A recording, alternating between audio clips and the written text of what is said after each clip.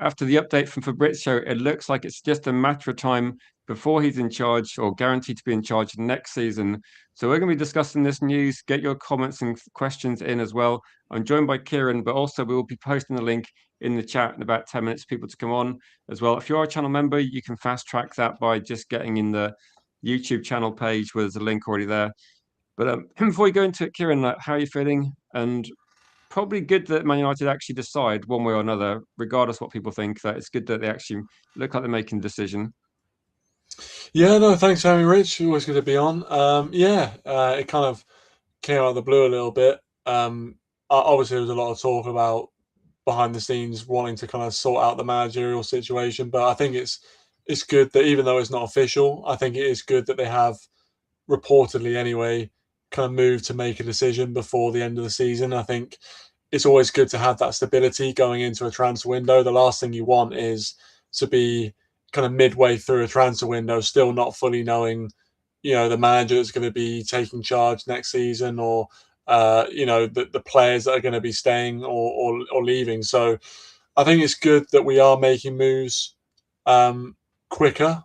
I think for me, I'm positive about it overall.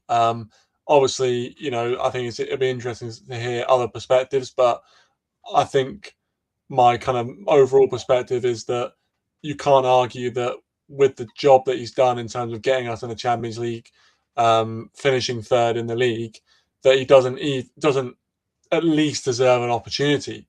I think he's done all he can really. So fair play to the guy, and it is Yeah, nice to see Cody him get says the he's earned opportunity. it. Like, do you think he's earned it based on results? Like Cody says, he's earned it. And I saw another comment saying now focus on the transfers. So do you look at that and think, like, for you, is it just results based? Like, he got third in the league, won against most of the top six. You got to look at it, say, like, I'm glad we made a decision. Time to back him properly. Few new coaches, six players in at least. This is what people are thinking about. So it's about getting as many people in as possible, good quality people in, but also backing him properly. Because I think a lot of people like consider like managers in the past. We've had a lot of good managers, but they haven't been backed or adequately. The squad hasn't been great.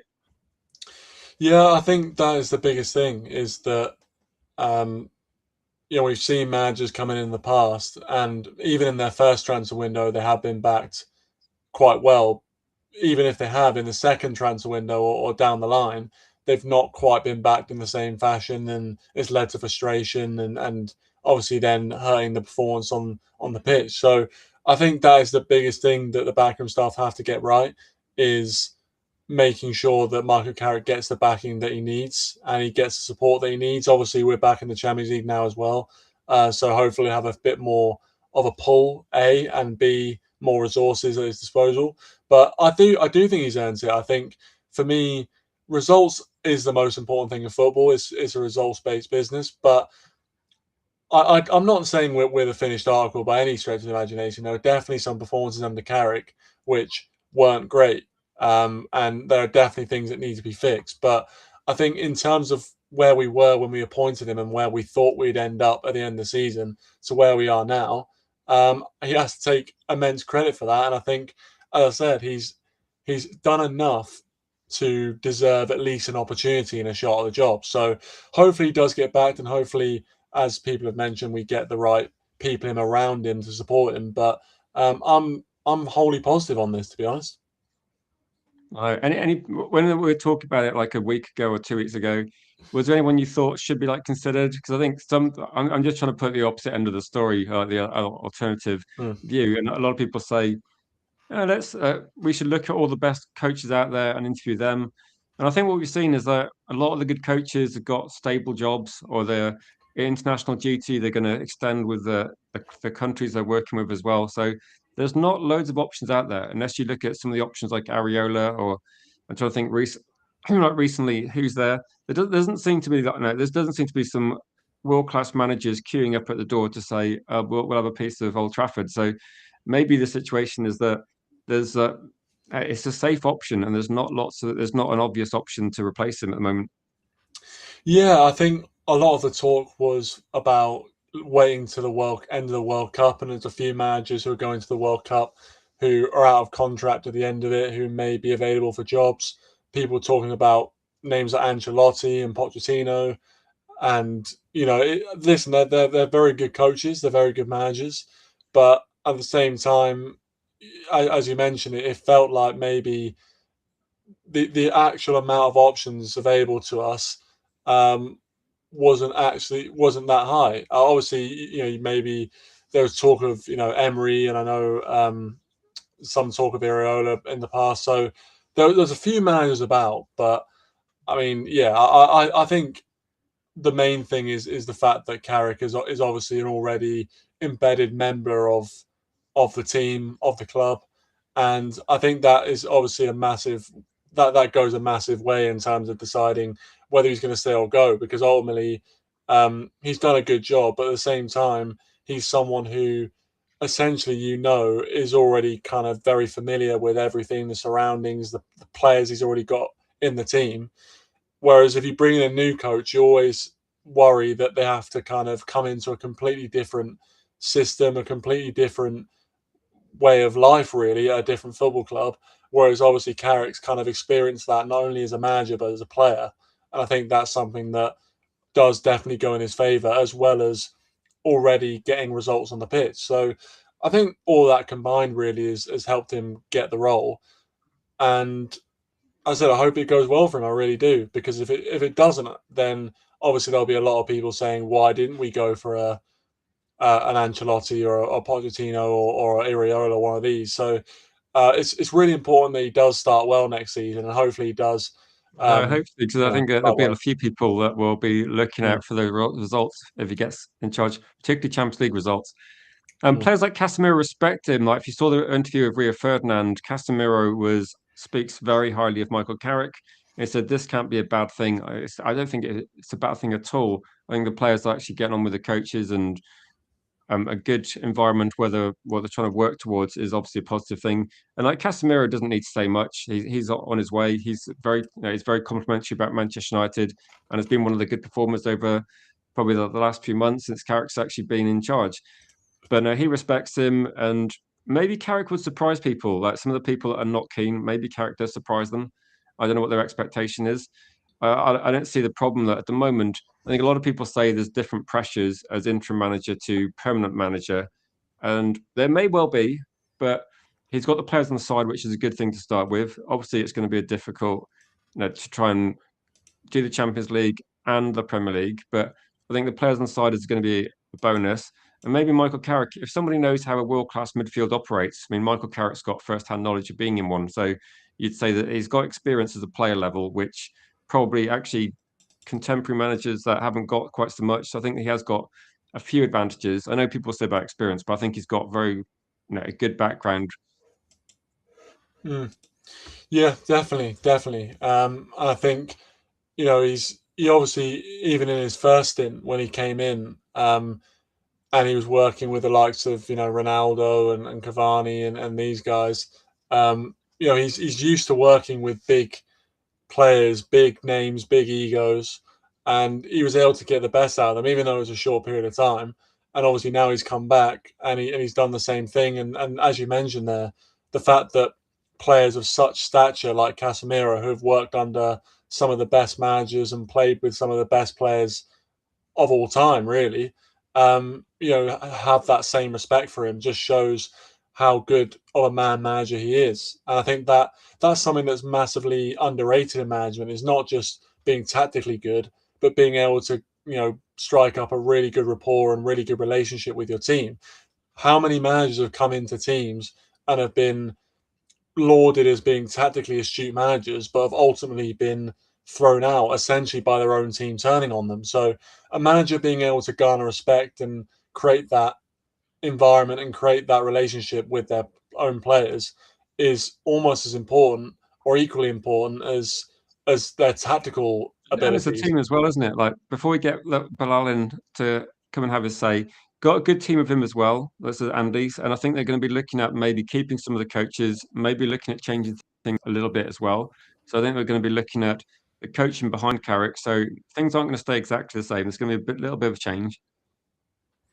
Yeah, yeah, exactly. Yeah. So it'll be interesting to see what happens behind the scenes, really, and who they do decide to um, bring and help him out. But essentially, yeah, I think on my overall thoughts, just basically, I feel like he's done enough to deserve an opportunity. And now that it seems like he is going to get the opportunity, unless there is a U-turn, but from what I'm hearing, it seems like he is going to get the opportunity. We have to back him as well as fans. Yeah, it looks positive, doesn't it? So we're going to get Belal in. I will post a link in the comments in a second as well. And everybody come on, as many people that can come on as possible. It'll be good to get a range of opinions. We did talk about this today, but I know people, maybe the people that are around at 1 p.m. aren't around tonight. But no, this is an opportunity. If you want to have a say on Michael Carrick, then tonight is the night. And welcome, Belal. How are you? How are you feeling about Carrick at the wheel? What's your thoughts? Hello, Rich. Hello, Kieran. Hope you're both well. I think he deserves this chance because she won 10 games under him now, and she's only lost 2 games. And I don't think there's a better option out there, to be honest. Do you agree, Kieran? Like options that where are the other options that we're looking Yeah, at? yeah, I think, yeah. At this moment in time, really the only options you're looking at are players that we had from the World Cup, managers, sorry, that are going to be out of contract at the end of the World Cup. I said, I think Andy Ancelotti's and Pochettinos of the world have been linked. Obviously, there was some talk of managers like Nagelsmann as well. But I don't know. I think it's I'd agree in terms of when you look at the other options out there and actually the likelihood they would come to United. Obviously, money talks, but I think the fact that Carrick's embedded into the team makes it a bit more of a safer pick to go with him because he's obviously got the results with this current squad, knows the players now, having spent time training with them.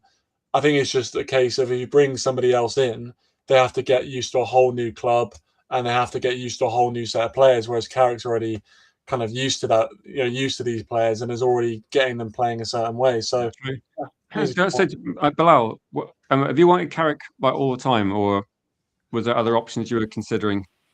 I wasn't really sure about him in the beginning, but we've qualified for the Champions League now, and we won 10 games, as I said earlier. And, I think he deserves this chance now.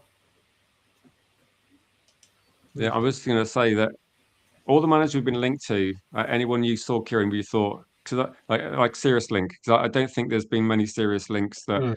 have progressed beyond speculation. I think the most interesting one might have been Nagelsmann because it seems to have like a fan base with some people that say he'd be really good. And I think the other one, Areola, people like what he did at Bournemouth, but I think Bournemouth to Man United, that's a big step up as well. Yeah, it's a big step up. I think probably Iriola would have been one that I kind of interested me in terms of obviously his Premier League experience, the job he'd done with Bournemouth, as you mentioned. Um, that would have been a very interesting choice. Obviously, there is always a very a bit of a question mark over someone who takes that step from um, with respect to Bournemouth, maybe a club that finishes are looking to finish in the top 10 versus a club with the expectation of Manchester United. Obviously, he's done really well with Bournemouth and could yet get them into the Yeah, Europa League spots this so, season. like Solly's comment here said regarding like Carrick said his tactical understanding is not superficial as people make it out to be, and then says look at the squad that Man United have got. We finished third. Is there anybody that thinks there's any reality where another manager comes in and finishes second? It seems impossible, doesn't it, given where we were? Yeah, yeah, that's the thing. I think he does have some tactical nous in terms of being able to mold a squad to play his way. I think we have to be realistic and say relatively he's still relatively Young as well. inexperienced in management, but and young absolutely. But I agree in terms of if you look at football managers, a lot of them are into their kind of 50s, 60s before they start getting kind of consistent results with teams. So he's still young in his managerial career, but I think there are good signs there. So Yeah, I actually think it's a decent point in terms of sometimes it gets slept on his tactical ability just because he is seen as a bit of a caretaker or whatever. But What do you yeah. think, Bilal? What would be We the got criteria games for under you? him. We were struggling to win games under average. Just Carrick came in and we've been winning games under him. Like, I don't know. I think he deserves a chance. Yeah, I was going to say we've gone from like complaining about not winning games to complaining about how we win them. And I I know think that's actually quite a bit of progress. he's won more games than average, but he's spent less time. I'll go through a couple of the comments. And Andy says press conferences at Manchester United are different to other Premier League clubs about the scrutinisation. Pressure. Also, probably the number of them as well. Lumen says for him, the decision to announce the manager is more important than the name of the manager. And he says he feels the same with transfers about getting people in quickly. Big Dog doesn't agree and says Radcliffe said best in class. He's not very happy with this one. So you're so unhappy with Carrick getting the job. We will be wanting him sacked by Christmas. What's the expectation from you, Bilal? If Carrick comes in, like what are your expectations? Like, is there a set criteria which you'll say is good, or Finishing in the top four again, and probably winning the FA Cup or the League Cup. That would be what I'd expect from him. it'd be great for him to get a trophy actually in terms of like for fans. I mean, Ruben Amorim, I think was not remotely close, was he? Cup competitions, you get one game. League, we're like fifth. No. Would that be the same for you, Kieran? Like, do you have an expectation in mind with what you want the manager to achieve, or are you kind of open-minded?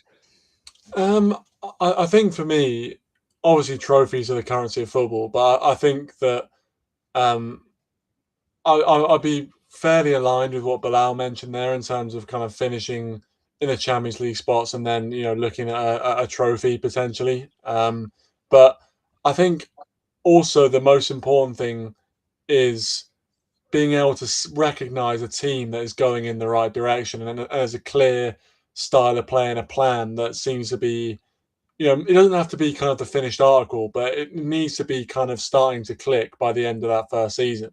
And I think we've had a few managers in the past where, we're looking at a team and maybe we are getting results and we're not, and we're finishing in the Champions League spots, but it's not necessarily a team that you're looking at and saying you can see the vision that this team can challenge for the league. It's more of a, producing moments that win you football matches and you win enough matches that you finish in the Champions League spots. But I think if you're going to build a team to win a league title, you have to see elements of a team where, they might still need a few signings to build on it, but ultimately it's going in the right direction, and you can see the vision on the pitch every week. And so, whilst in terms of results are the most important thing in football. I think consistency for me is the thing I want to see. I want to be able to watch United week in week out and see a consistent style of play that is working and is going in the right direction. So Carrick's, I think, delivered that to a decent standard so far since he's taken over the job, and hopefully with more signings to come in and a bit more time around the group and a few more training sessions under his belt, we can start to see a real kind of clear, consistent Give style him a of play. pre-season, Kieran. Give him a pre-season because it Yeah. worked wonders for Ruben Amorim, didn't it? Bilal, any final points you want to make before we'll get the next caller in, and I'll put the link in the chat. What do you guys think about his coaching team? Do you think they should be given a chance, or should you bring other people in? It's a good question, to be fair. I think obviously it depends on what Michael Carrick's thinking. I think obviously it's important that he has the people around him that he feels are gonna, be able. Firstly, the people around him that he feels he can work with, and I think obviously with Steve Holland and Jonathan Woodgate, we've obviously got results. So you could argue, keeping them maybe the right decision. But Michael Carrick himself might look at his backroom staff in the summer and think, actually, I need someone in this position. I need someone in this position. So I wouldn't be. Might add to it. Yeah, I was gonna say, I think I read they might add to it. So I don't think they'll keep some of them, and maybe they'll just maybe they'll have a bigger squad. Like Do you there's, like I think said, Johnny Evans will be here as well? I have no idea. I think Holland will probably be here. From what I heard this afternoon, it looks like they might offer him a contract, and they might try and get the assistant manager I from think Bayern Munich.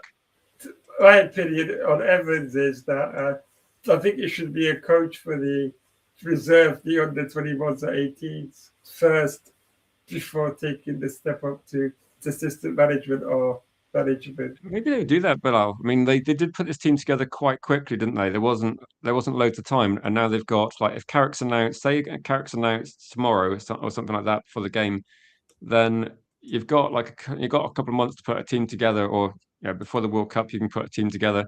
But there's not going to be the rush we had in January when you sack a manager and try and put a team together quickly. I'm not saying it's rushed, but I'm saying you don't have, we have time to assess things now, don't we? And maybe moving things around like that would be sensible. Yeah, maybe we'll find that information tomorrow. But Bilal, thank you for calling in. Always good to chat to you. Thanks for having me. Yeah, you're welcome, Bilal. We're going to. No worries, Belal. Good to have you. Cheers, Bilal. Have a good one.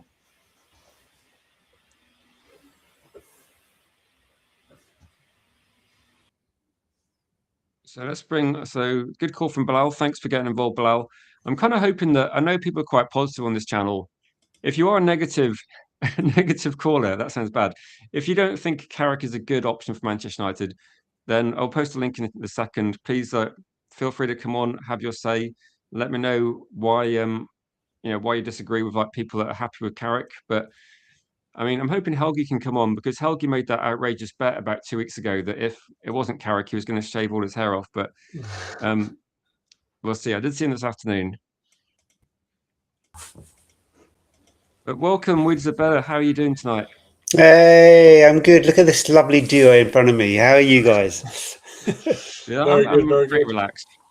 If Carrick's in charge, then at least Man United have made a decision. And to be honest, the longer it goes on, the more I just think, just make the decision. You know what's going to happen.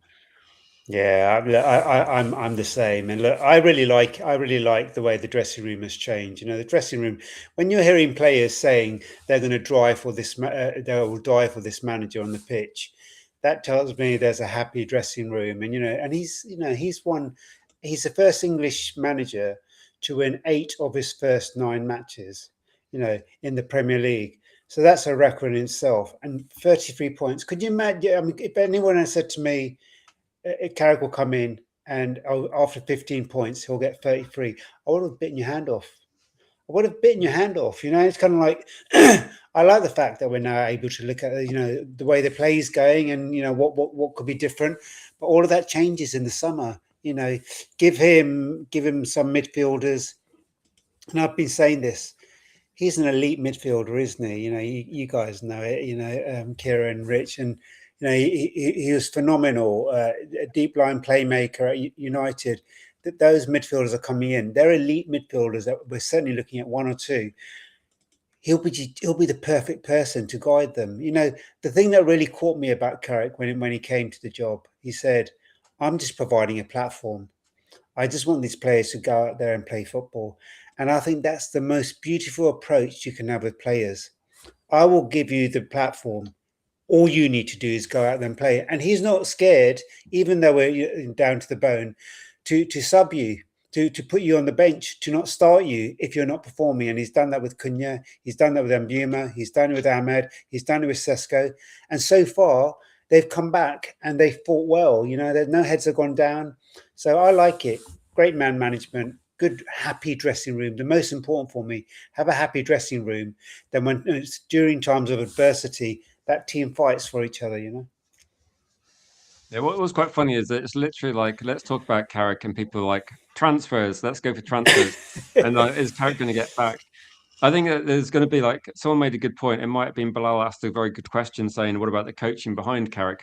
I think that will change somewhat. I've got a question for you actually with Isabella, because when I was doing the stream at 1 p.m. today, someone put a comment. I can't remember who it was because there was quite a few good comments this afternoon. And one of the comments was, do you think that this was known a while because Kobe Mainoo signed his contract? And I made this comment about a month ago saying, maybe Kobe Mainoo is going to wait to find out who's head coach before he signs, because he obviously didn't get a run with Amarin. He got a good run with Carrick. What if the next head coach came in and wanted to use the new signings? So I'm not saying it was known, but it seems interesting point that maybe it was known for a while. Yeah, possibly. I think. I mean, we don't know is the truth of it, but I kind of look at Mainoo, and I think what Mainoo always wanted to do was just play football, and I think Mainoo would probably have signed that contract.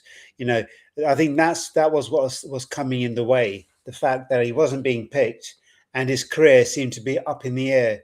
If Man United are then turning around and saying, right, we want to build this team around you, we want to offer you a 5-year contract, we see you as a starter, then I think he would have signed regardless, to be honest. But I think he's got a good relationship with Carrick. That's the thing. Carrick picked him in his first match. He has a good. He's only been out for one game through illness. Richie Martin. Can I see your messages, Helge? I can see your messages, and I put it on the screen. I can see a message. You get to not shave your hair. You made a sensible wager with Carrick. It seems like you got that right, and maybe you'll have to come on in a second, Helge, and put your point across. Yeah, but he must. And see what you think, because I think Helge did want different managers. It said, but how do you feel about the coaching? Like, do you look at the coaching and think, let's mix it up a bit, refresh it, and with obviously a strategy in mind, possibly look at moving people around a little bit, because I guess like it's going to be a different issue next season, isn't it, with all the Champions League matches? For me, look, put Carrick front and center as a complete link to the players. Man management is his forte. A positive attitude is his forte. A happy dressing room is forte, and build a technical players behind him, the technical coaches. Aaron Danks is one that has been linked with Man United for quite a while. He's the Bayern Munich number 2. And it's not a coincidence that we're linked with him. Aaron Danks was Carrick's number 2 while he was at Middlesbrough for 18 months. So the link is already there. He's already been with him. That's a partnership that's been fermented before. He's gone off to Bayern. He's got even more experience, and he can bring that back to winning experience at the very, very top level in terms of the league and the Champions League. And to bring that alongside Carrick, I think is a very easy transition, but it's a very pivotal one too. It just takes us up to another. We keep talking about what's he going to do in Europe. Well, you've just got the assistant who has Champions League experience, so that kind of helps maneuver some of those concerns. I think they're going about it the right way. I think you build alongside him. You bring in the people, you bring in the technicians, you improve the coaching staff. You do that year in, year out. And you improve the players, and you do that year in, year out, and you improve the academy, and you do that year in, year out. And that's what's been so beautiful about the last 12 months. It's happened. Our academy was hideous for a very, very long time. We couldn't sell them. They weren't sellable assets. They weren't really breaking into the first team, and then they were off. They were being sold. So I really like their approach. I'm trusting them. I have my concerns like anyone with Ineos. Would I wish it wasn't Ineos at the helm? Of course, but they are, and they're good value at the moment. So I'm very hopeful. And I think that's a sensible thing. I always like to think of like with Alex Ferguson and his different assistant managers, and think Carlos Queiroz was a great guy towards the end of the 90s, early 2000s, really important in Europe. So have a look at the comments and read a few of these. And say, Solly says, we will have a transitional squad next season. It might take a little bit of time. If you sign multiple midfielders, it might take a little bit of time to gel. Everyone's expecting results initially, but that's it might take a little bit of time. Debassis says, now that Carrick is the manager, I will have my eye on him. Let's see if he can win over a season, regardless of being or not being back. Well, I think you need to back. I think any head coach comes in, you'd need some backing because the squad's pretty thin. So I would say that the squad will definitely thicken out a little bit. But no, I would say that getting a bit of experience around him is quite a good. It's not the worst foundation I've seen. I saw this story this morning. I don't know if it's true, but they were linking it. It was the outlet Bild, the German um, Mm. media source, and they were saying that there's links between Amarin and Liverpool.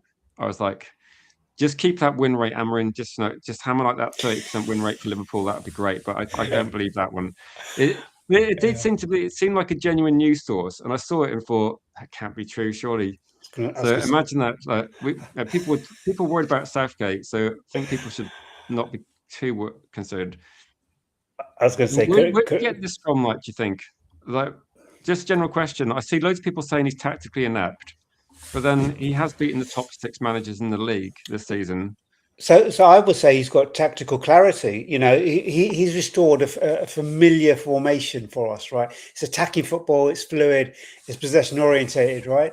So I kind of keep hearing this stuff about he's tactically inept. Well, 2 things he did, which were a blindside to a former manager who had won accolades, and everyone was saying he's the next best thing. He moved Bruno into the 10 and played Mainu in midfield. That's tactics. Whether you like it or not, and has it worked?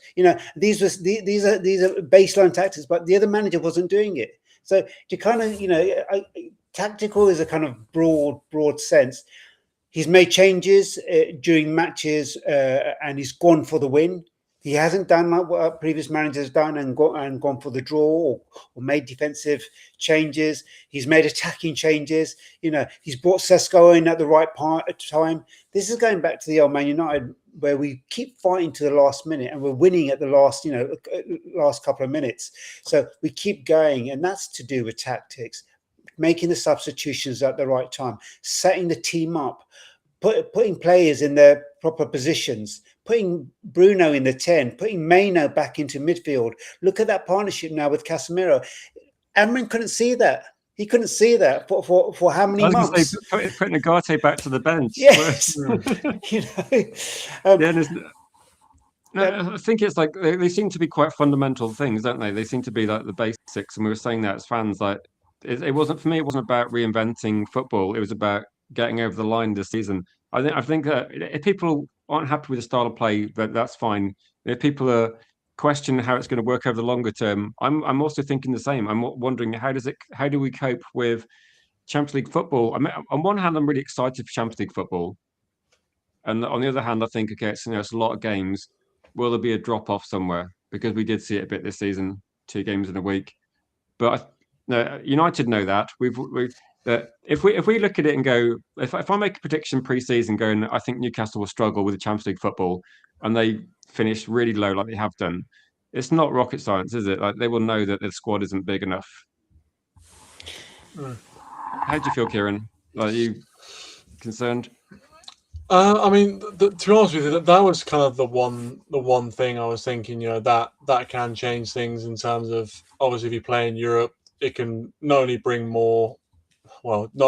kind of a different challenge in terms of more running in the legs of the players, and you play midweek and everything that goes around it, and obviously trips to different places abroad, and then obviously having to fly back and everything. So it can disrupt your season. However, ultimately, I think as we deserve better, as mentioned, as long as they do address that and they look at kind of bringing in people to support Michael Carrick in that, because ultimately he's not necessarily had that kind of long-term experience managing a team in the Champions League. I think he managed a few games in the Champions League when he had the interim spell when he first came. So obviously it's a bit different, I suppose. He's only here for a brief period. But I think that's the biggest thing that most people be talking about is, oh, well, you're playing 1 game a week with Carrick, and it's easier when you do that. But at the same time, he got the results. I think there'd be a lot of managers that would have come in and not got the results and not got the same performance out of those players that he did. So I think he deserves credit for that. And I do think that whilst it's a legitimate concern, potentially having more competitions to deal with, as long as the club do actually give Carrick that support behind the scenes, whether it's bringing in coaches to be alongside him that have that experience, like Wizard mentioned, or bring in more players to create a deeper squad, so we can kind of have a deeper squad to go into these matches with. I don't see why it's going to go horribly wrong. It feels like a bit of a negative thing to think that already, even before it's not even the end of this season. Never we mind haven't even signed a player, have we? So I mean, as I said, like I can see why people will be saying that. I think it's a legitimate concern to have, but I think if we address that in the summer, and obviously the reports are that we are looking to address that, I think there's no reason why it can't go right as well as go wrong. So, Shall I read a couple of comments? What's quite interesting is that people have completely the opposite views. Big Dog 71 says, "I can't believe how the fan standards have dropped so far. Won't other fans laugh at the once great Manchester United?" I don't know. I went on a stream probably it might have been, when did we play Spurs? Like a week before we played Spurs, or a few days. So it might have been possibly like early March, late February. And there was about 4 Spurs fans. I don't know why I agreed to it. I thought there was going to be another Man United fan, but there's about 4 Spurs fans and myself. And this was when they had Thomas Frank still, and all of them said, "We definitely take Carrick. He's doing a great job." So I think other fans might be looking at it and thinking, results are good. I think we're scrutinising them a lot, but again, I'm open-minded. I don't know what to expect with all the extra games next season. Solly says, "As a fan of the 90s, where standards were at the highest, say wanting Carrick is holding true to standards, not falling from them." So that's what I was saying with, like, people got opposite views on this one. Sorry, just coming back on this, right? So the thing about the European thing, and what's he going to be like? You've got to remember, he won 17 trophies as a Man United player. He knows what it means to win, and he won the Club World Cup, he won the Champions League, he won the Europa League. Right, so he understands what it takes to win those competitions. He's won the Premier League 5 times. He understands what it takes. It's not 2 or 3 months. It's a whole season of grinding out results. So he has that understanding. He has that good fluid relationship with people at the top, which is so important, because we've seen how often that demigrates any performance on the pitch because the noise gets louder. So he has that. He's able to have a good relationship with the press, so the noise there is kept to a minimum. Players are willing to die for him on the pitch. The dressing room is happy. You bring in Aaron Danks, who's won 2 leagues in the Bundesliga. He's also got to the semi-finals of the Champions League. So you have all of that experience coming in. You have Sesko, who's played in the Champions League and the Europa League. You have Bruno, who's played in the Champions League and the Europa League. You have Maguire, who's played in the Champions League and Europa League. You have Shaw, who has done that also. You have De Ligt. You have Martinez. You have key players. You have Casemiro, who has won the Champions League umpteen times. So I know Casemiro's gone, so maybe I don't include him. But there's too many. Yeah, or Tonali. you exactly. You bring in other midfielders and you bring in other players. So we have European experience. I know there's this massive fear of the unknown, and it's understandable because we want to get it right. We want to be at the top. We don't want to be embarrassed. Questions. Before I get to your thing, can I ask you a couple of really quick questions? Sure. One is from Danny saying, he says, "We all know they're leaving short in September, so people already have a negative view of the transfer window before it's even opened. And are you enjoying the football under Carrick? So do you worry we won't get the players in required? And how are you feeling about football at the moment? Like, what have you seen?" So I think like we've said a few times with their philosophy of who they get in, they went heavy for defenders 2 summers ago. They went heavy for attackers last summer. We've been crying out for midfielders. We'll get at least 2 very good quality midfielders, and if the third is viable, they bring that in. So I'm not worried about that. There's a utility player being discussed to play along the front to take off some of the pressure of our attackers. And I wouldn't be surprised if they get a fullback or a centre-back. The goalkeeping thing is up in the air, whether it's Vitek or whether they sell Anana and Bindia and bring in someone else and sell Vitek. So there's options there too. I'm not worried about that. I'm as calm as I can be with Ineos when it comes to summer spending. I think more often than not, they've got it right. We're not third by coincidence. We're third because we've improved incredibly from the players that we had last season. Some of those players that have left, the people that have come in have been leaps and bounds. But it's about key management, and that's what Carrick brings. The football itself, I look at it this way. This is the same team that Amrin had. We couldn't win games. Carrick has won more games in 14 matches than Amrin did in 20. So it's the same players. The football at times has been exhilarating under Carrick, and at times it's been a bit frustrating. But I understand those frustrations because we don't have the depth. So if you don't have the depth, you don't have the competition. So players are just a bit off their edge. Just a bit. It's understandable. If you go to work and there's no one pushing behind you, you're going to lapse a bit. If there's someone who's a fast gunner coming in behind you, you step up. And hopefully this summer goes some way in correcting that. With the tools that Carrick has had, he's done a brilliant job. You can't deny it. Yeah, so I think you make some good points. I'm enjoying the football. I enjoyed some of the matches and some I didn't enjoy. I'll say, Big Dog. I enjoyed a few games. I enjoyed beating Liverpool, Villa, Chelsea, and Manchester City and Arsenal were the key ones for me. I obviously didn't enjoy the Leeds game, but we had some issues with that one. Wizabet, thanks for excellent call. Always a pleasure to speak to you.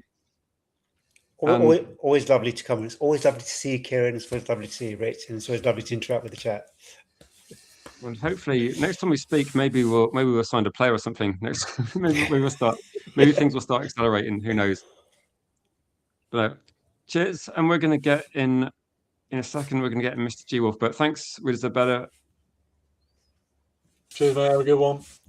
You too, guys.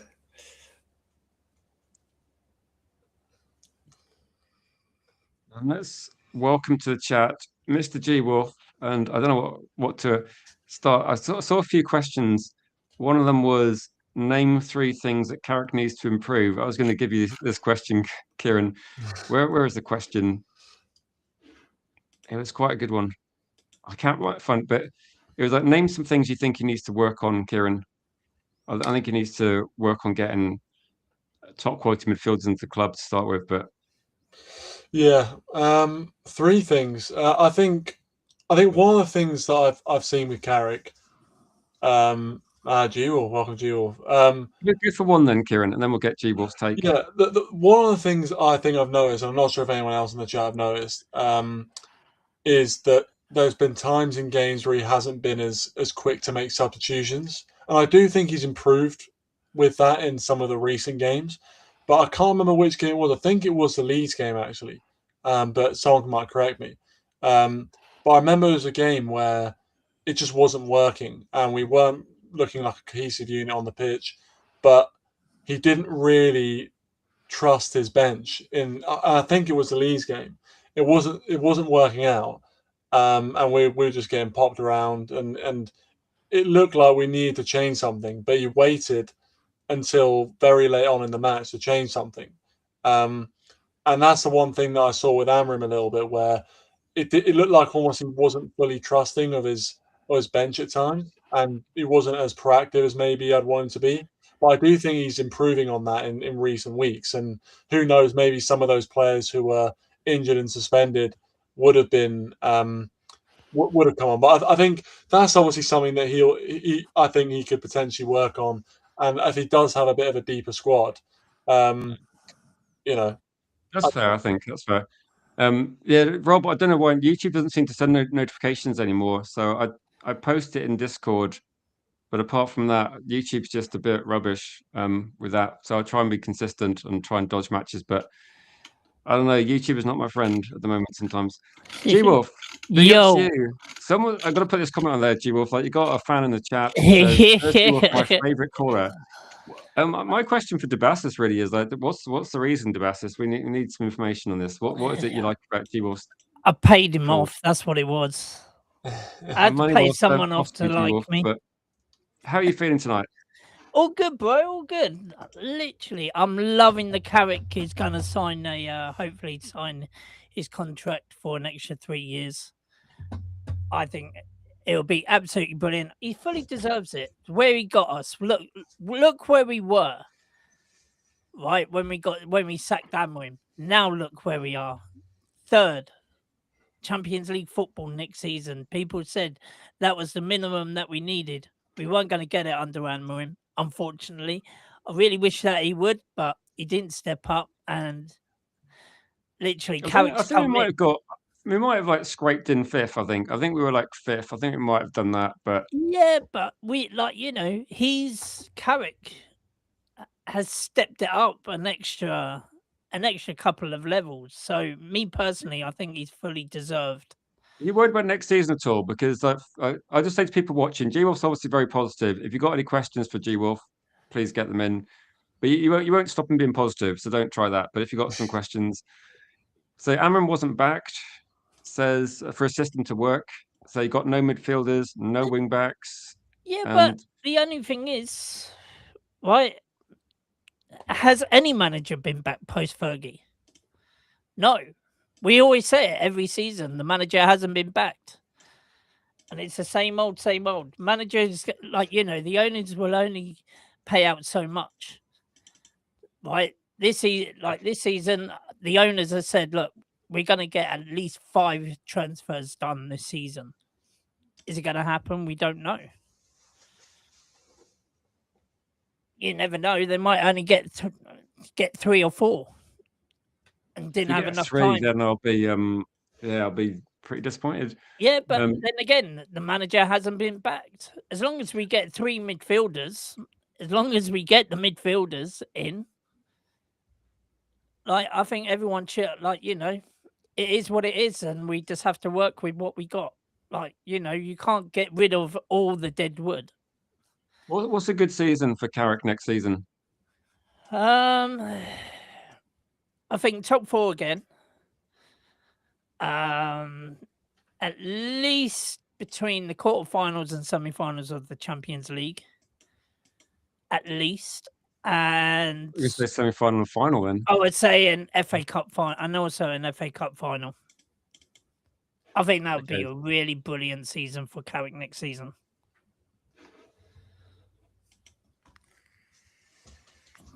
Okay, that's quite advanced in Europe then. It's like semi-final, quarter-final. But think about when we was last in Champions League. Look where we finished. But this is the new league. This is the new one that we're coming into. So as long as we get into the top 8, I think we'll be fine. Oh, we've got to finish in the top 8. Top 4 in the Premier League, top 8 in the Champions League. And then at least a good FA Cup one and Carabao Cup one, because of last season, that was absolutely dismal, finishing in the first round of both of them. So we've got to have a good one next season. But we need the players, obviously, as I said to you, yeah, right. The youngsters are gonna have a big impact next season as well, because of we got we need as many substitutions, many transfers as we can.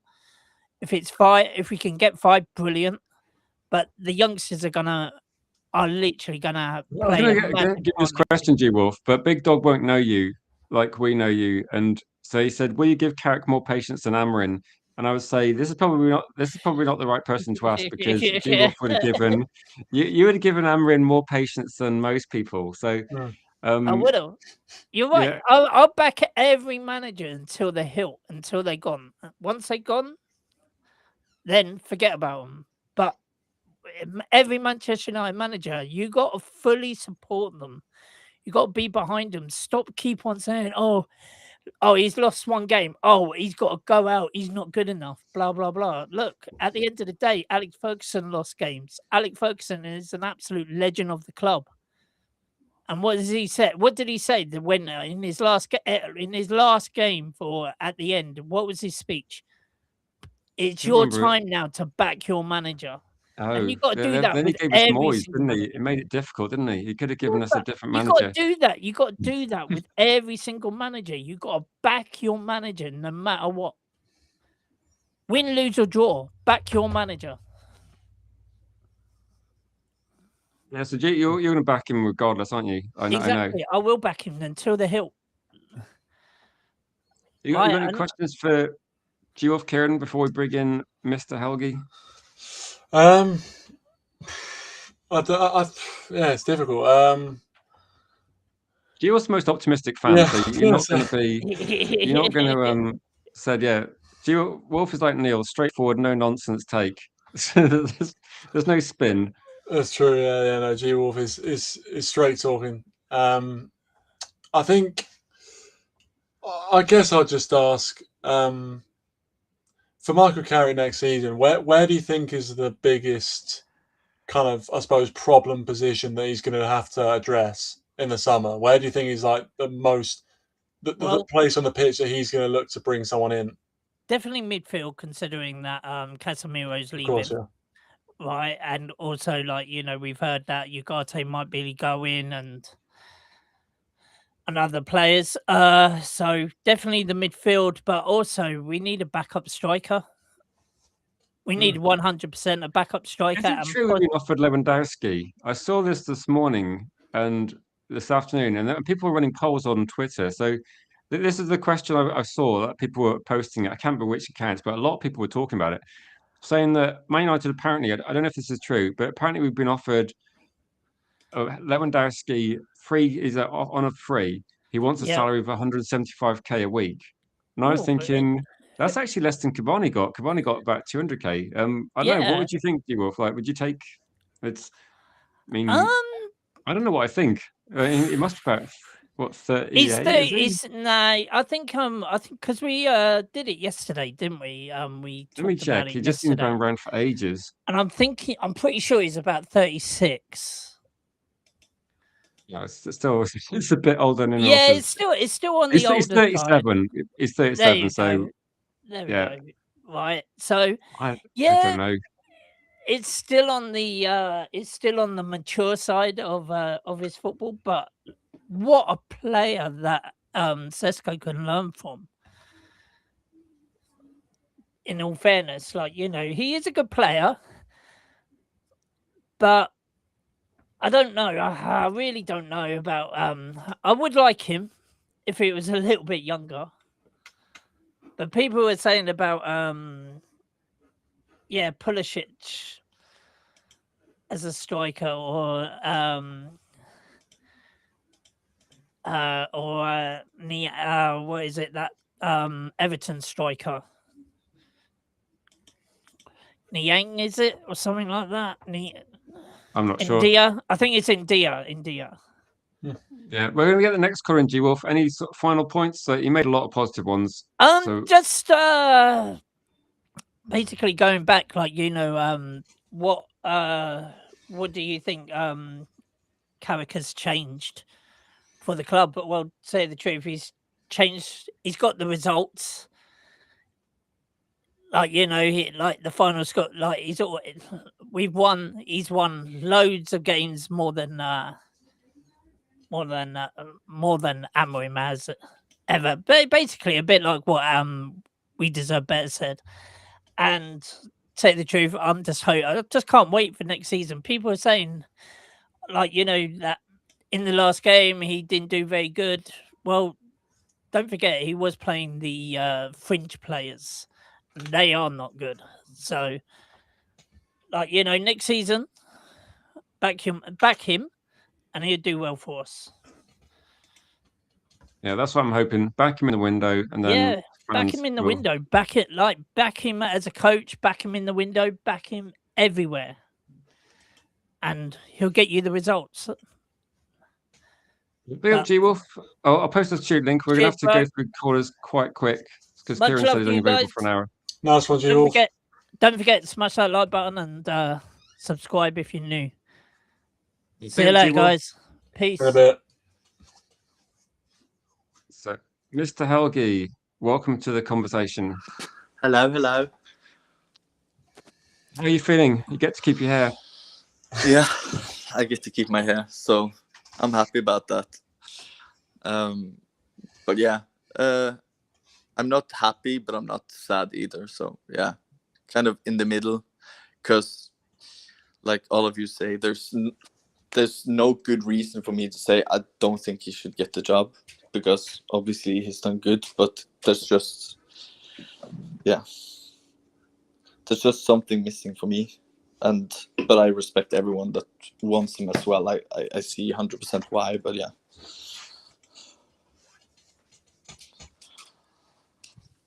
I was like kind of open-minded. Yeah.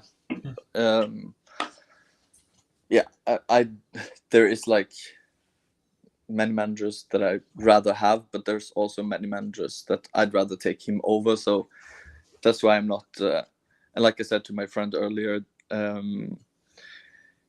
it depends so much. I think Gwolf mentioned it as well. It just and WDB and it depends so much on what we do in the summer. So I feel that's more important than the manager right now, maybe. I think so as well. That if Man United did a transfer window which involved getting quality midfield targets, a couple of other players in first team positions as well, and you look at it and go, it looks really good. The squad looks really like a lot improved. Then I think the head coach obviously has got to be. I think with Carrick, you've got to be competent, haven't you? Like you've got to get the best out of the team, and I think he got the best out of the team. So the question is, if you make the team better, does he get more out of them? And that's going to be for us to find out, I guess, because the squad will be better, won't it? It's not going to get worse. Yeah, that's kind of what I thought about. Let's say I want, for example, let's say Luis Enrique, the dream, but we have a 5 out of 10 window, or we have Carrick and a 9 out of 10. I would take Carrick, and I think who we get in and who we let out is more important than the manager. So, yeah. And if he isn't good enough, he isn't good enough, and we sack him and we get another manager. So I think the recruitment and who we sell is like more important for this summer. I'm not too fussed about, because if we have a shitty summer, we will have a shit season no matter who is the manager, and if we have a good summer, we will have a good season no matter who is the manager. So I feel like so much is more on the board and the players, and yeah. Yeah, I think that's true. Do you agree? Agree, Kieran? Like the transfer stuff is almost like more important or harder to get right. Yeah, I think so. I think in terms of recruitment, it is really important that we can kind of get that right. And I do actually agree with Helge that ultimately, if we don't back whoever's in charge properly, then they're going to struggle, especially with now playing midweek in Europe. We'll need a deeper squad and a squad that is capable of competing on 3 or 4 fronts next season. So yeah, definitely. If we don't have a good summer, then it doesn't matter who's in charge. It's going to be a difficult job for anyone. And that's the hope, really, is that Carrick can get the players that he wants in, any sort of additional help that he needs.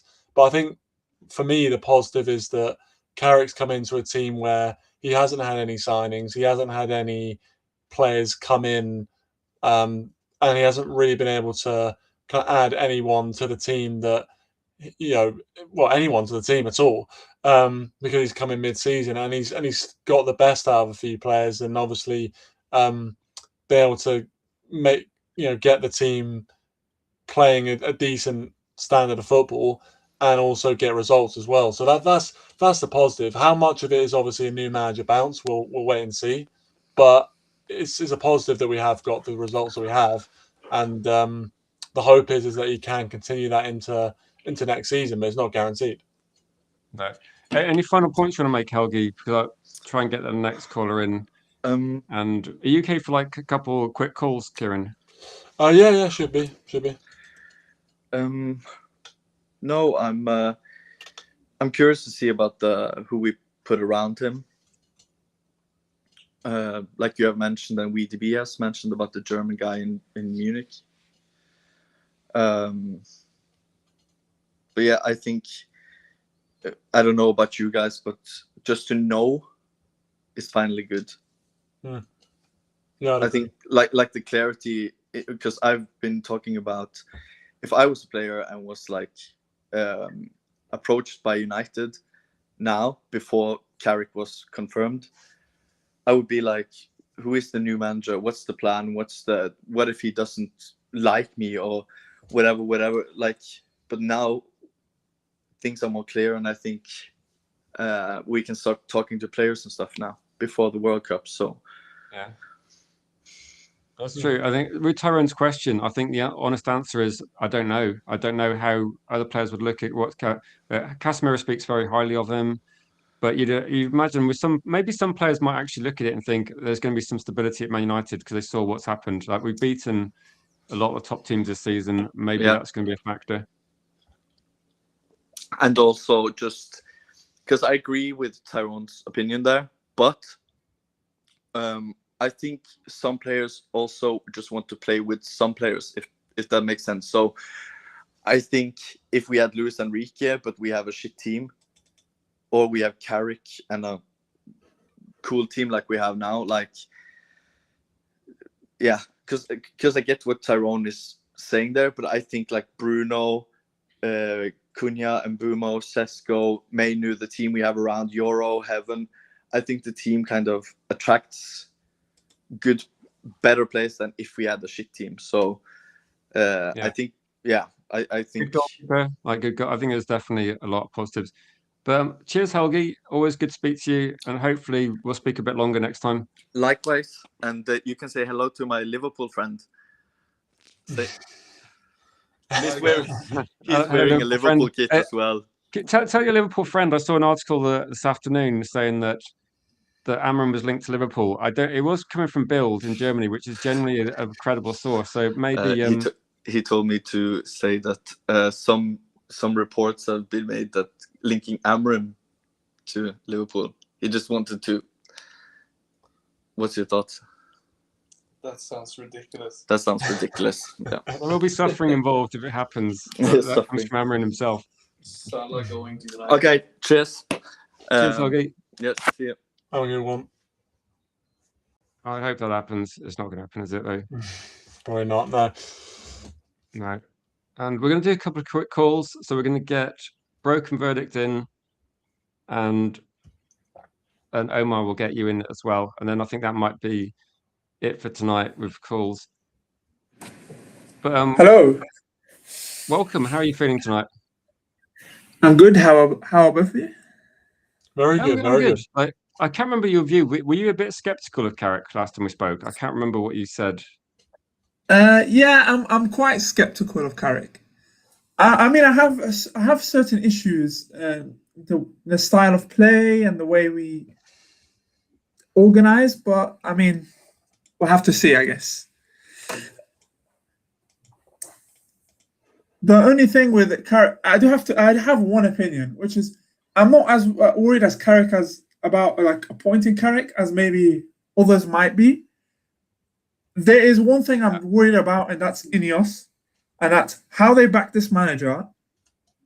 I'm also interested, really, after they announce Carrick, which I think will be like within the coming days or weeks, like the reports after of who they talked to and who they interviewed, right? Because if I hear that they haven't interviewed anyone, that's a big issue to me, because that's just like, well, actually, we've just settled. So I want to know who they've spoken to. I'm also particularly interested in the number of years he gets on his contract. If I see 1 year, this suggests that they actually don't really. They're just gambling. They're like, okay, 1 year, we'll see what you do. I need to see a minimum of 3 to 5. Yeah. Yeah, it doesn't sound like a big endorsement. One thing I would say is that I did look at information this afternoon, and I think a few people were posting things on Twitter, and one of them was saying Man United haven't even interviewed people. This was just like someone posting something. This isn't true. Then other people actually came out and said, no, actually, they have spoken to other people, or there has been a process. So I don't know at the moment, but I think United have spoken to other people. That's my guess based on what's being pushed out there. But again, I think there's going to be lots of non-disclosure agreements. Information will be like hard to come through from credible sources because they might not be allowed to speak on some things. But I'd imagine that.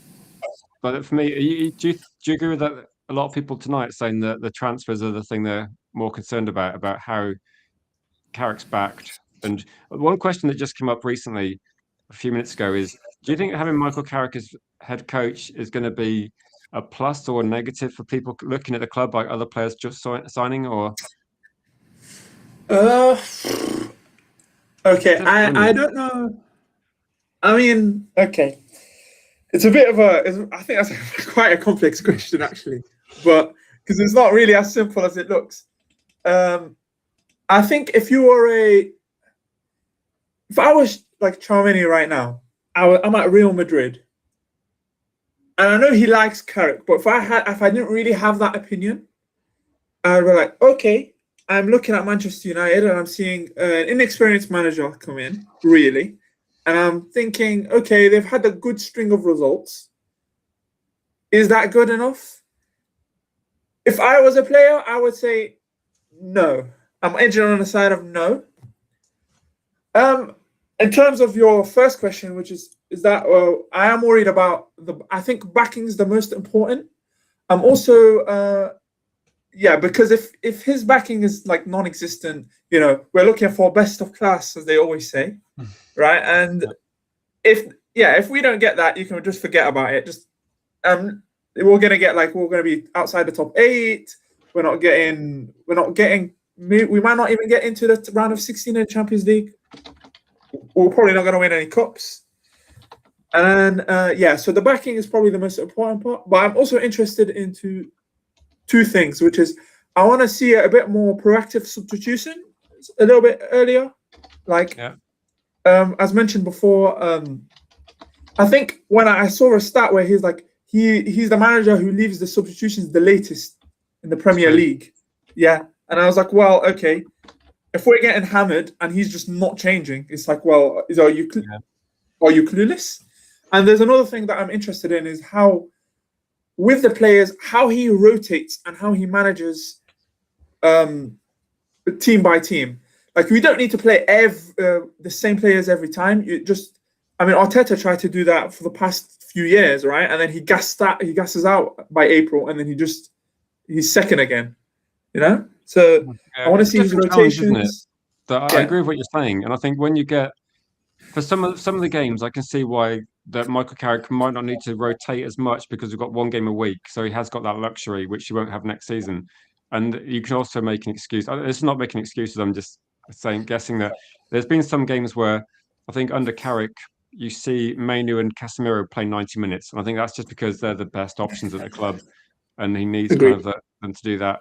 And then when you go to defence at the moment, there's been so many people missing for like stupid reasons, like the hair and the swearing and non kind of like reasons that you normally miss people for.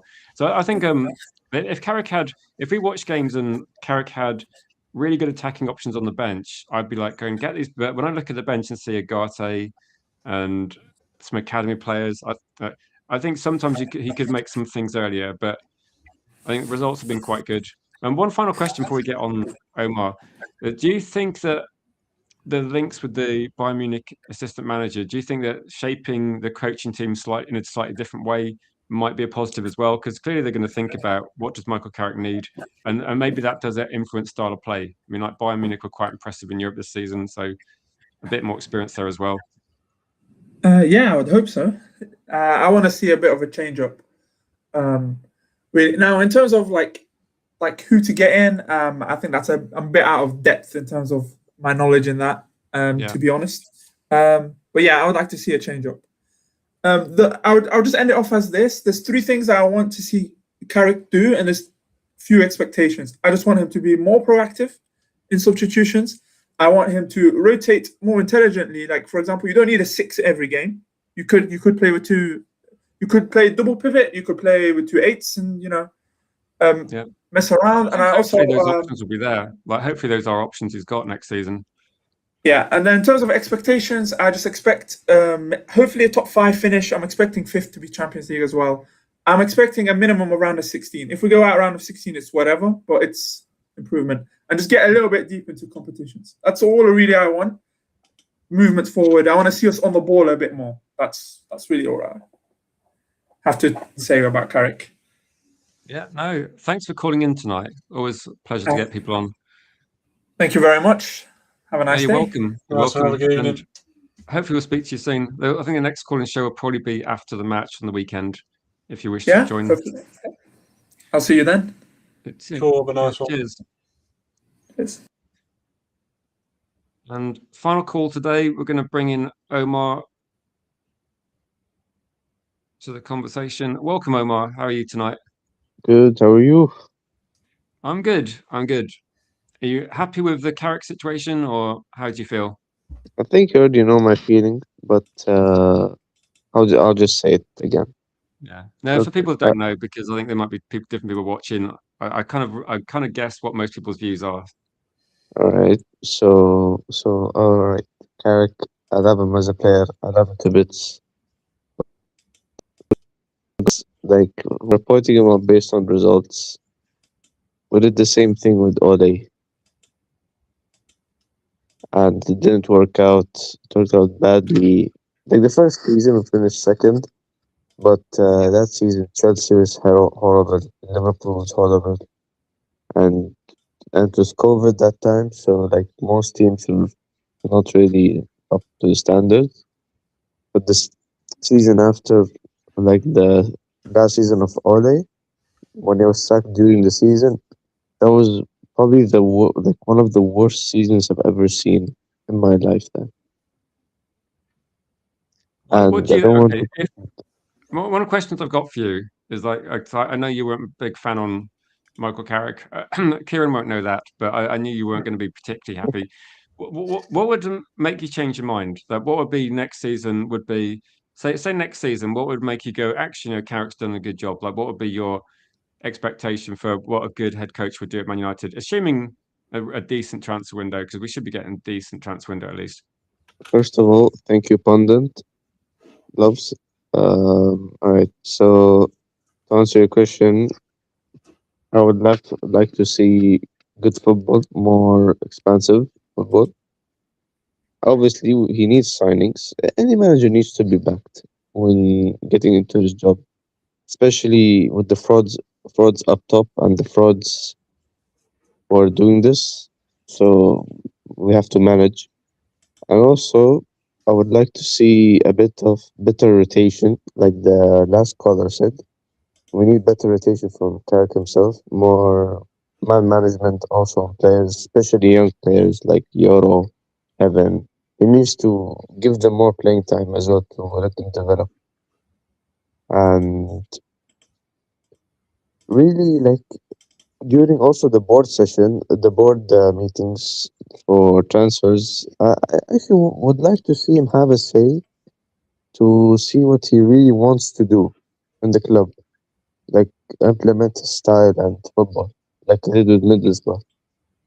I think he will have like some say. I think he'll have he'll be consulted. He'll be at the meeting, but whether he has, I don't know. It's difficult to say how much. I think he'll be there in terms of like they. I think the people above him might set the kind of style of play or things they want to see, and I think Carrick will be involved somewhat. But do you agree with some of the points, Kieran? That earlier substitutions, people say that as a general point as well, that they are quite late in matches, and maybe now with more like actually more options in the squad, we could be seeing that. But again, it's almost essential, isn't it, with all these games like at the start of the season, the Champions League is such a big competition there. Yeah, I do definitely agree with that point that Omar made. I think proactivity in management is so important. All the top coaches make big decisions in games and they don't wait kind of too long to make them, because I think we've seen that with Carrick. When he first took the job, it felt like at times he didn't trust his bench, and there were definitely times. I think, as I mentioned, the Leeds game, I think it was, where we were just getting popped off the park, and Leeds were looking much the better side, and something felt like we needed did to have. change, but Was that the game where we did actually have? We had Harry Maguire wasn't available, so we had Yoro and Lissandro Martinez, didn't we, in defence? Yeah, And then we had Agate in midfield because Mainoo was injured. I think it got. I think it's bad. Like it was a bad performance. But if we'd have had, instead of having, for example, instead of having what's a good option? Instead of having Agate, if we'd had a player like Neves, or we had a player like who could come in. That's one of the midfield signings we might make. Not too many because that feels a bit unrealistic. But if we had a good signing to come in, that Alex Scott or Wharton or Belal or somebody that's going to be a level above Agate, would you feel a bit more confident? That I think we make a better performance then if we got these more options. But I think Carrick's had a bit of an issue with this.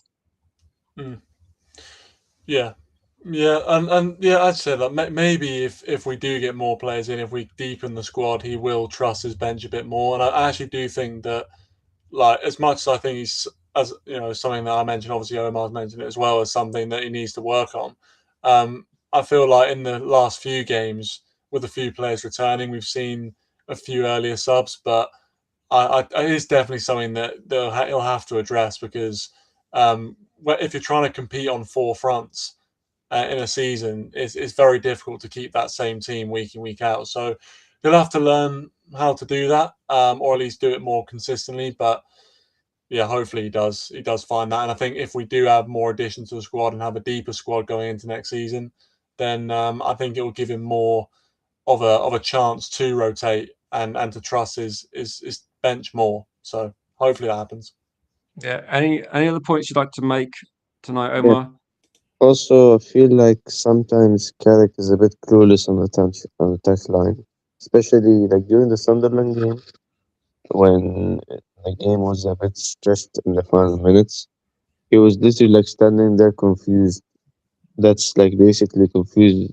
Like if you're the manager, you're confused of why the performance is like this. Means you have no control over this. And also, I also heard like from the same article that he was hoping for Bruno to produce something. This is also another issue.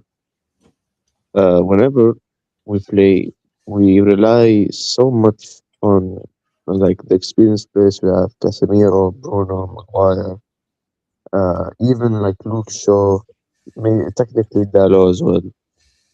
But we can't rely on them for much, and one of them is already gone. Maguire is on his last legs. Luke Shaw's on his last legs, and Delo is Delo. So we cannot really rely on You're like these. basically writing off our defense. I think that we've got.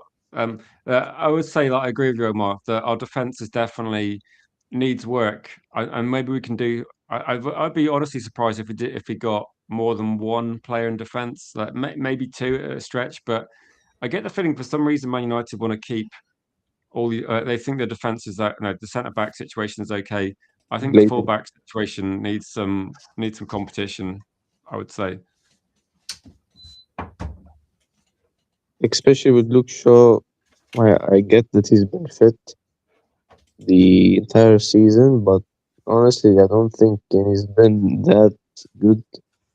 I feel like whenever I see Luke Shaw play, I see the statue of Liberty playing.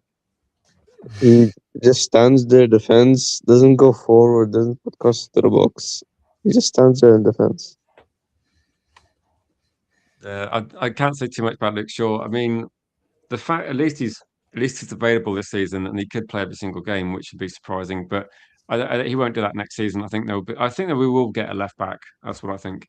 He could So play I'll go left for a couple centre back in a back three system. I liked him there under Amaram.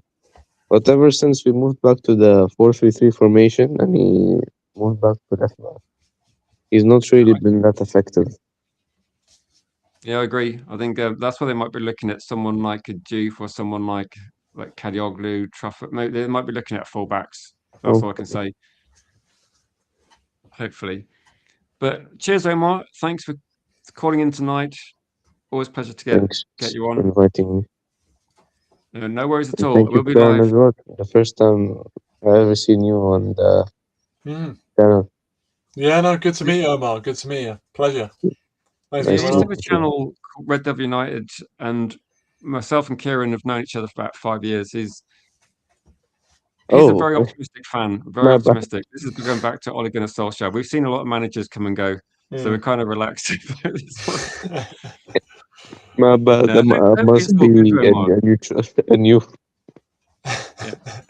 The calling show is like a new thing, so we're going to do it after the match on the weekend as well. So if you're around after the match, we might, if it starts getting popular, we'll just have slightly shorter call-in duration. But no, hopefully it's going to be a good one, Omar. But thanks for calling in, and hopefully we'll speak to you soon. All right. Cheers, guys. Cheers, Omar. Cheers, guys. So, Kieran, any final points that do you reckon there's about an even mix of like positive and negativity in the chat? Because I've got a question for you. Okay, I did a stream this afternoon, and this is the question I put in the chat. You've got to guess the percentage. It feels like a game show from the 80s or 90s. So the question was, if Michael Carrick's in charge next season, is it good news? And it's yes or no. So if Michael Carrick's in charge next season, is it good news? Yes or no? You like? I thought you like shut your screen off. Go. Let me just quickly do something. No. What do you think? Gut feeling. Is it Yeah. positive? Is it good or bad? And what percentage do you think?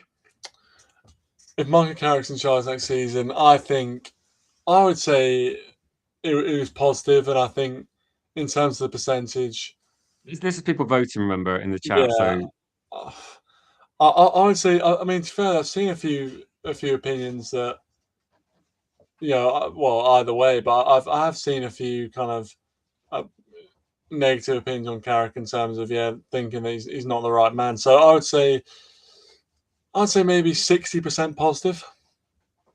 you're pretty good at this. You're pretty good at this. It was positive, and it was 65%. So you're in 5%. So fair. Yeah, good. Well done. Oh, yeah, I'll tell you that's close enough. Close enough. 65% positive. And I would say like 2/3 people generally think it's a good idea, and then there's like a third that's skeptical. So I think that's pretty fair. But before we go, Kieran, thank you for joining. I was trying to make this calling show a little bit shorter, so we've done like 80 minutes. So no, it's all good. No, I really enjoyed it. Yeah, no, it's a good one. Hopefully, we're going to do one after the match. If you want to come on for, it might be just like 5-10 minutes. If you're free, then please call in, Kieran. Always good to get you on. And if you want to come in for like 5 minutes, that's all fine as well. No, also, cool. thanks everybody for watching. We'll be live tomorrow. I'm not sure what time. It might depend on news. It might be Here We Go, Carrick, in which case I feel like we've done the stream already. so maybe we'll focus on something else. But no, cheers, Kieran. And thanks for being in the chat. And we will hopefully see you guys tomorrow.